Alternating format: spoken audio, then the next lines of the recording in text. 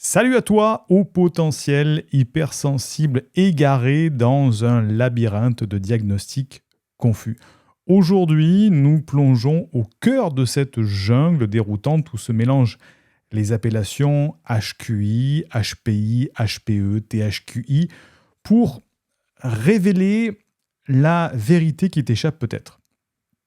Et on peut le dire, ils se sont trompés depuis des années, le monde scientifique, les psychologues, les coachs, les experts de la douance. Le vrai profil d'un haut potentiel, c'est le HPA. Et tu vas voir dans cette courte vidéo pourquoi il est important que tu comprennes la grande différence de la lettre A de ce profil. Je te souhaite la bienvenue à l'Université de Haut Potentiel. Aujourd'hui, tu vois, c'est un format un petit peu podcast.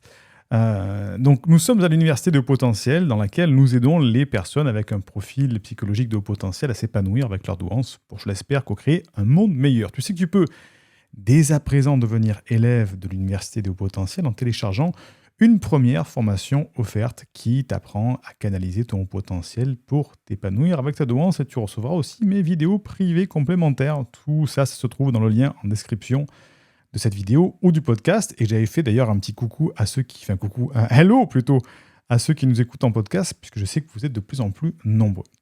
Alors, imagine un petit peu les peurs qui te hantent. La peur de ne pas être réellement compris, la peur de porter un étiquetage un petit peu erroné, la peur de voir tes talents sous-estimés ou tes sensibilités mal interprétées. Eh bien, tu peux avoir des frustrations. Les frustrations sont bien réelles quand les professionnels de la santé mentale, par exemple, se contredisent, quand les critères de diagnostic semblent fluctuer. Ça génère une frustration qui tourbillonne en toi comme une sorte de tempête. Les angoisses, eh bien, elles ne te lâchent pas. L'angoisse de ne pas savoir qui tu es vraiment, de douter de ta place dans ce monde, l'angoisse que l'on te dise que tu n'es ni doué ni surdoué, mais simplement bizarre. Et à cause de ça, tu peux avoir une sorte de colère qui monte, une colère justifiée.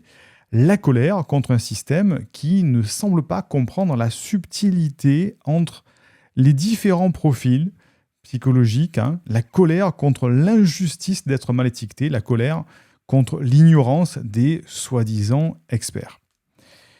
Et enfin, ça peut arriver, il y a cette jalousie cachée, difficile à admettre, la jalousie envers ceux qui obtiennent un diagnostic clair, précis, envers ceux qui ne vivent pas cette confusion identitaire. Mais je te le dis aujourd'hui, cher haut potentiel et hypersensible doué, que cette confusion n'est pas une fatalité. Et il y a deux solutions.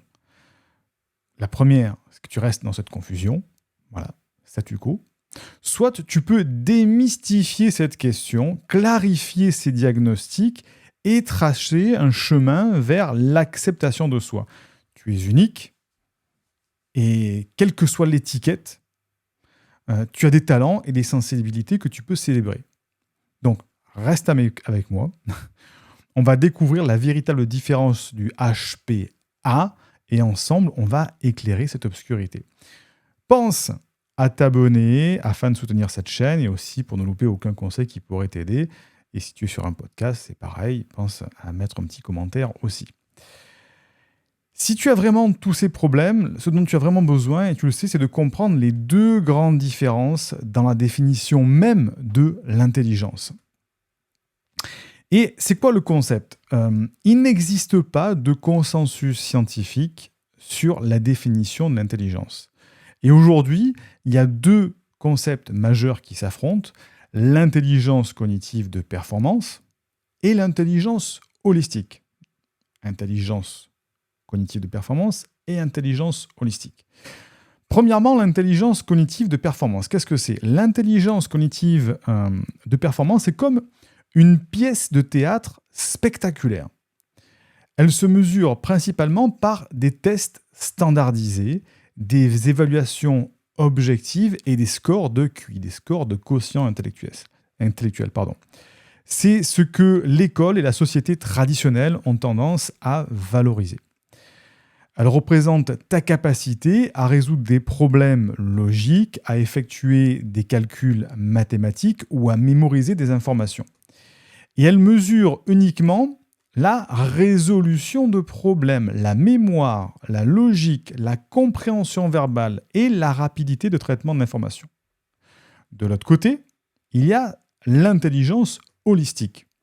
L'intelligence holistique, quant à elle, c'est comme une symphonie magnifique. Tout à l'heure, on parlait de pièces de théâtre. Là, on parle de symphonie magnifique. Elle ne se limite pas à des chiffres ou à des tests. Elle englobe la créativité, l'intuition, la compréhension émotionnelle, la pensée critique et bien plus encore. Et elle se nourrit aussi de l'expérience de vie, de la perspective globale et de la capacité à tirer des leçons de chaque situation. Donc, la véritable question à se poser, ça serait plutôt, c'est quoi être doué ou surdoué ? Est-ce que ça se limite à être performant cognitivement et résoudre uniquement des problèmes de logique ou mathématiques ? Ou bien on peut étendre la douance à toutes les facettes du fonctionnement de notre cerveau, comme je viens de le dire, la créativité artistique, la créativité musicale, la créativité intellectuelle, la compréhension émotionnelle, la douance kinesthésique avec les mouvements, avec le sport, etc.